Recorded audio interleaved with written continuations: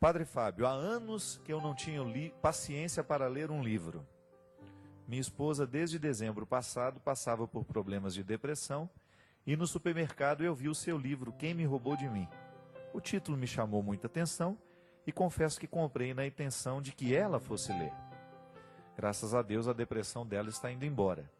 Fiquei toda a quaresma sem fazer a barba por uma promessa Nossa Senhora e ela me concedeu essa graça. Bonitinho, né? Ficou sem fazer a barba para trazer alegria para a mulher. E dia a dia eu pude sentir a melhora dela. O livro estava ali na cômoda, um tempão, junto à Bíblia, e na semana passada comecei a ler um pouquinho toda noite.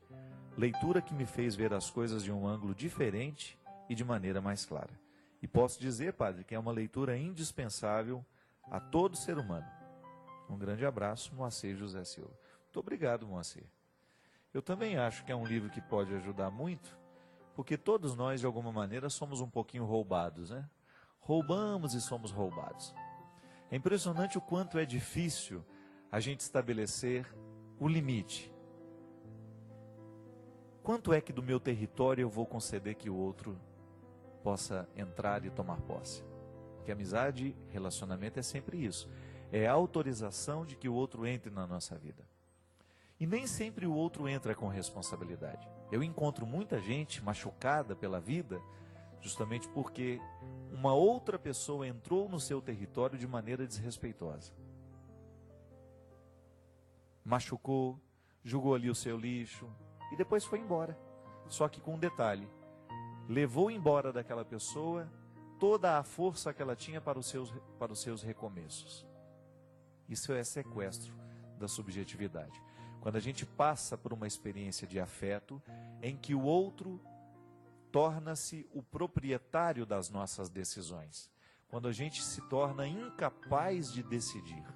Quando toda a minha vontade fica nas mãos do outro. Quando o outro começa a ter tanta ascendência sobre mim, a ponto de me impedir de tomar as minhas decisões. Todos nós enfrentamos isso, minha gente. É um desafio muito grande. Pai e mãe, né?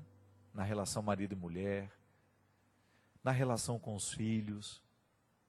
Educar o filho para ser livre é um desafio muito grande. Educar um filho para que ele aprenda a ter autonomia.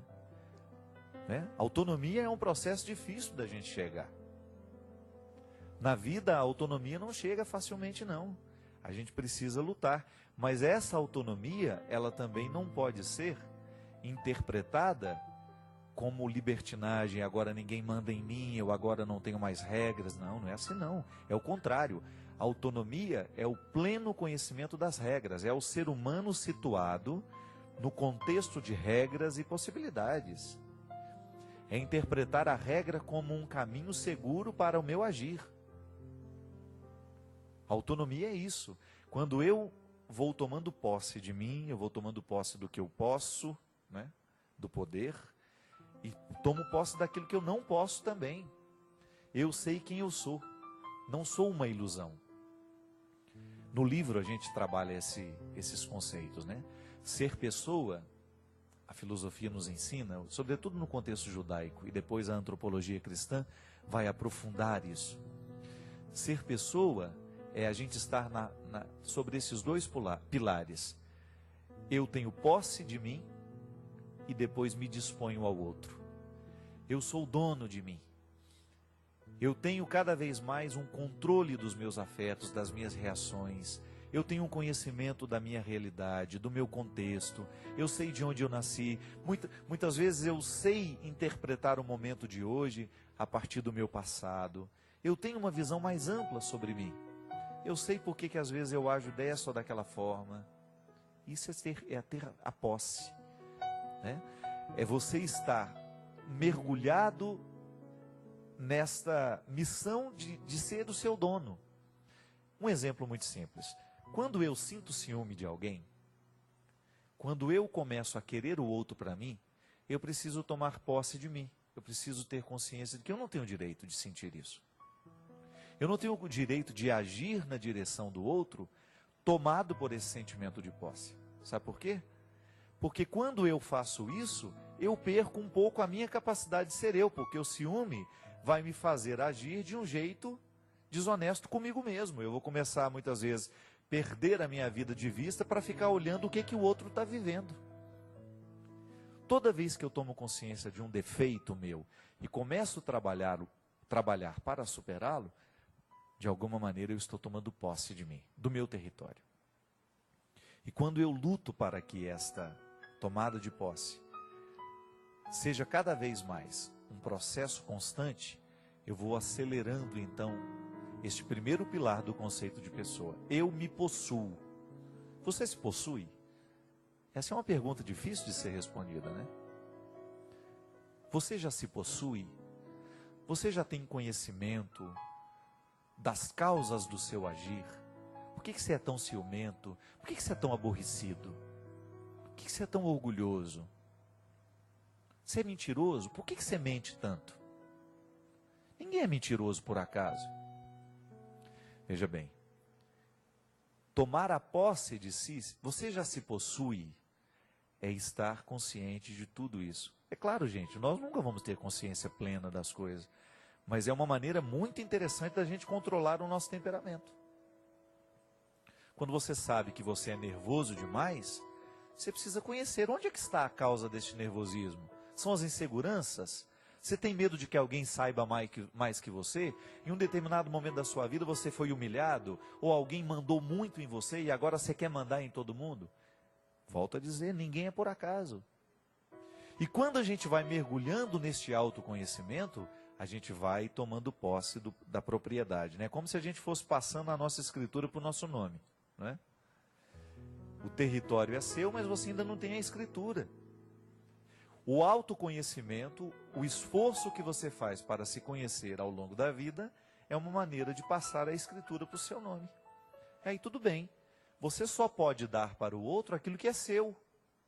Como é que eu vou me dar como pessoa se eu não sou meu? Se eu ainda não sei me controlar, se eu ainda não tenho equilíbrio nas minhas ações, se eu ainda sou um potro, né, sem doma, como é que eu vou me doar ao outro? Como é que eu vou dar o amor ao outro se eu ainda não tenho o meu próprio amor? Se eu ainda não me amo, se eu ainda não me respeito, como é que eu vou amar alguém? Como é que eu vou respeitar o outro? E aí entra a grande questão. O conceito de pessoa nos ensina: só pode dar-se ao outro aquele que já tem o que se é. Aquele que se possui pode se dar ao outro. E aí, gente, nós vamos entender por que que você vai encontrar algumas pessoas pela vida tão generosas, tão livres, tão capazes de amar sem exigências. Porque elas já se possuem. Elas já perderam essa bobagem dessa vaidade, da autoimagem, dessa coisa, o que os outros estão pensando de mim, né? O que os outros estão achando a meu respeito? Já passou essa fase. Ela já está se lixando para isso tudo. Para ela importa o que ela é, o que ela sabe de si mesma, o que ela já conseguiu no seu processo humano. E aí você vai entender uma doutora Zilda Arnes, uma mulher que morreu lá no Haiti se doando. Diz que o filho dela, né, antes dela viajar, falou: "Ô, mamãe, não vai não, a senhora está tão cansada." Diz que ela sorriu para ele e disse: "Meu filho, como não vou? Se essa é a minha vida, ficar não é a minha vida." Doutora Zilda Arnes descobriu isso. Por isso ela era tão livre para deixar o seu mundo e ir à busca do mundo dos outros. Ela já tinha criado tudo que tinha que criar, já tinha dado finalidade a tudo que ela precisava encaminhar. A família já estava encaminhada, ela foi se dedicar à caridade. Aí você entende por que uma irmã Dulce existiu, né? Uma mulher com uma capacidade imensa de se doar. Porque se possuía. Ela era dona dela. Aí o amor fica mais puro. Por que a gente estraga tantos outros? Com o nosso amor doente, com o nosso amor possessivo, com o nosso amor irresponsável. A gente age em torno desses ciúmes que a gente sente, a gente mente, a gente arma contra os outros, a gente joga o outro fora, porque a gente não quer ser incomodado. A gente quer ser proprietário dos outros, e para a gente ser proprietário dos outros, a gente quer excluir todos os outros que de alguma maneira estão perto daquela que a gente quer possuir. Nós agimos de maneira diabólica, Por quê? Porque eu não me possuo. Eu ainda não dei conta de controlar as minhas carências. Eu ainda não dei um jeito de organizar dentro de mim todos os meus desequilíbrios. E todos nós somos assim, minha gente. Todos nós temos essa parte doente que precisa ser consertada. Todos nós temos essa propriedade que precisa passar à Escritura. Agora, o esforço do dia a dia é que vai fazendo com que a gente vá vencendo isso. Primeira coisa, ter consciência.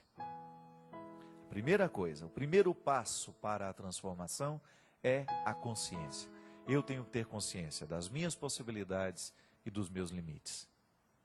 E quando eu me torno consciente do que eu tenho de bom e do que eu tenho de ruim, eu vou investir um pouco mais para multiplicar a minha parte boa e vou fazer um esforço para neutralizar